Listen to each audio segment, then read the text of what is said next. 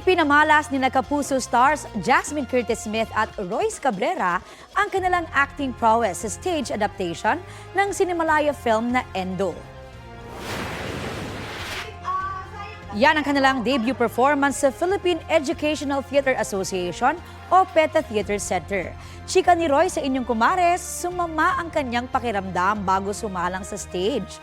Pero the show must go on at naitawid niya with flying colors ang kanyang performance. Proud namang isinare ni Jasmine na nakatulong sa ilang eksena sa play ang kanyang training sa Stars on the Floor. Very relatable raw ang story ng play na umiikot sa job insecurity. Full support sa press preview ng Endo ang ilang Kapuso at Sparkle artists na sina Paolo Contis, Allen Ansay, Matthew Uy, Kokoy De Santos, Buboy Villar, Matt Lozano at Jeric Gonzalez.